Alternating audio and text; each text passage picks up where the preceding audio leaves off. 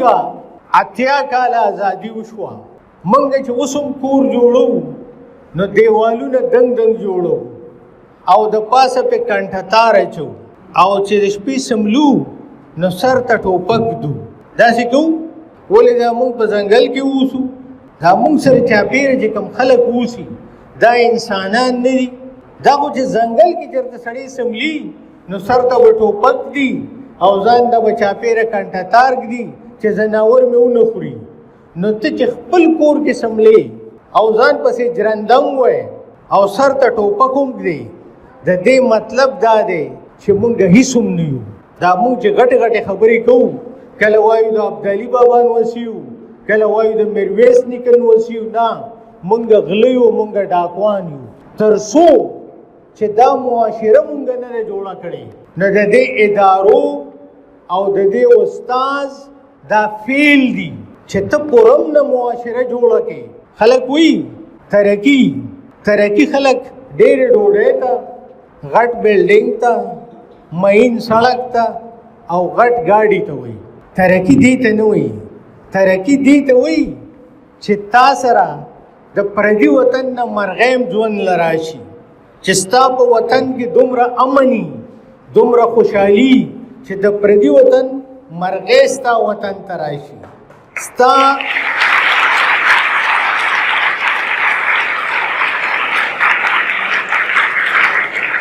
زلمی چې تکړه شي هغه امریکې ته او برطانیې ته او جاپان ته ولیږي، ځکه چې دلته جاهل خلک دی، دی د تعلیم قدر نه کوي، دی د ساینس قدر نه کوي، دې معاشره کې امن نشته، دې معاشره کې خوشحالي نشته او هغه معاشرې هغه له عزت ورکوي.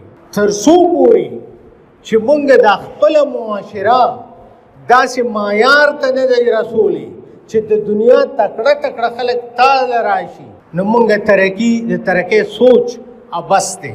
موږ به اخلاقیات خپل دې حد ته رسو چې پردي خلک راشي او موږ سره ژوند غوره وګڼي. نو ترقي دې ته وایي، ترقي ښېګړې ته وایي، ترقي پرم نه ژوند ته وایي. قرآن لکه موږ دومره خوشقسمته قوم یو چې موږ سره د پښتنو د پښتو کوډ آف لایف د زرګونو کالو تاریخ دی. د دې نه پس موږ مسلمانان یو او موږ سره قرآن دی. قرآن کې څه دي؟ زه اکثر ګورم بلا مدرسې دي، واړه لګیا دي قرآن یادوي، څوک یې ویل زده کوي، څوک یې ترجمې زده کوي، څوک یې تفسیر زده کوي. دا ټولې خبرې قیمتي دي، ښه خبره ده، خو قرآن کې دوه خبرې دي، دې ته لږ سوچ وکړئ. دې کې یوه خبره خدای پاک کړې ده، وی پلاني قوم به داسې کولو نو وی ما ورسره داسې چل وکړو.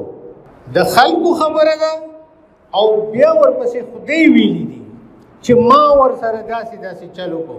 قرآن چې ګورئ نو په دغه نقطه نظر یې وګورئ چې خدای ولې یو قوم سره داسې چل وکړو. خدای یو قوم په بره ولې بوتو او خدای یو قوم تباه ولې کو.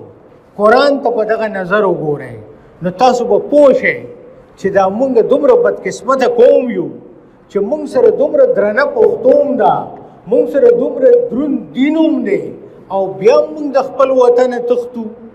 موږ خپل وطن جوړ نه کړی شو نو زموږ سترګې تاسو ته دي چې تاسو رالوی شئ، تاسو به تکړه خلک یې. او دا درته وایم ما په دې وطن کې بلا وخت تیر کړی دی، بهر مې بلا وخت تیر کړی دی. که د چا دا خیالي چې په ډېرو پیسو باندې عزت جوړیږي، په دې نه جوړیږي. ستا چې په خپل کور کې عزت نی